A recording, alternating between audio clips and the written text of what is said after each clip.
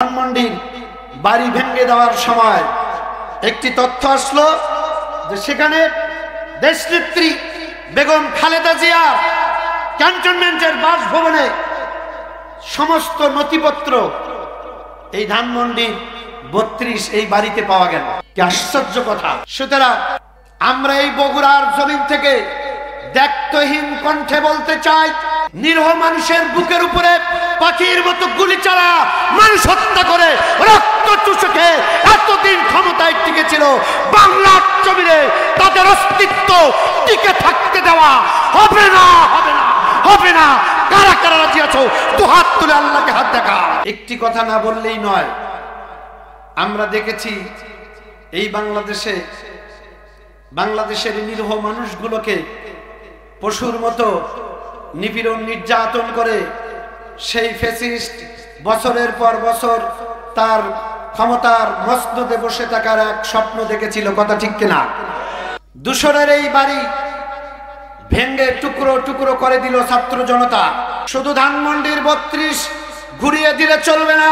এই দোসরদের প্রেতাত্মা ধানমন্ডি থেকে শুরু করে বাংলাদেশের টেকনাফ থেকে তেতুলিয়া, রূপসা থেকে পাথুরিয়া, গোটা দেশের যে কোনো সেক্টরে হতে পারে, সেই মন্ত্রী পরিষদে হতে পারে, পুলিশ প্রশাসনের ডিপার্টমেন্টে হতে পারে, সেনাবাহিনীর ডিপার্টমেন্টে, র্যাব ডিপার্টমেন্টে, যে কোনো ডিপার্টমেন্টের যেখানেই এই দোসরদের প্রেতাত্মারা রয়েছে তাদেরকে অনতি বিলম্বে যাচাই বাছাই করে বরখাস্ত করা দরকার। অত্যন্ত দুঃখ হয়, অত্যন্ত কষ্ট হয়। আরেকটি কথা আপনারা দেখেছেন, বাংলাদেশে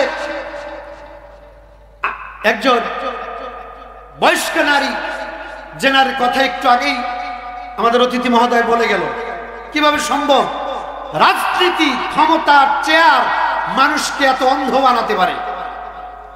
এই 32 ধানমন্ডির বাড়ি ভেঙে দেওয়ার সময় একটি তথ্য আসলো যে সেখানে দেশনেত্রী বেগম খালেদা জিয়া ক্যান্টনমেন্টের বাসভবনে সমস্ত নথিপত্র এই ধানমন্ডির 32 এই বাড়িতে পাওয়া গেল। কথা বলেন না কেন? ঠিক কিনা?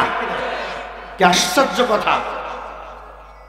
সুতরাং আমরা এই বগুড়ার জমিন থেকে দায়িত্বহীন কণ্ঠে বলতে চাই, যারা নিরীহ মানুষের বুকের উপরে পাখির মতো গুলি চালা মানুষ হত্যা করে রক্ত চুষে এতদিন ক্ষমতায় টিকে ছিল, বাংলার জমিনে তাদের অস্তিত্ব টিকে থাকতে দেওয়া হবে না, হবে না, হবে না।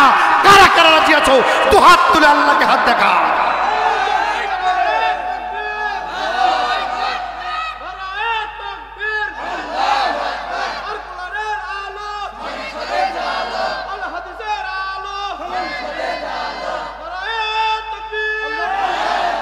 সম্মানিত ভাইরা, এই জন্য আসুন আমাদেরকে টেক কেয়ার হতে হবে, সতর্ক হতে হবে, সাবধান হতে হবে। আমাদেরকে ঐক্যবদ্ধ জীবনযাপন করতে হবে। আর কোনো দলাদলি, আর কোনো হিংসাহিংসি করা যাবে না, তাহলেই বাতিলেরা মাথা চারা দিয়ে উঠবে। কথা বলেন ঠিক কিনা? আল্লাহ তাআলা এই কথাগুলোর উপরে আমাদের আমল করার তৌফিক দান করুন, বলেন আমিন।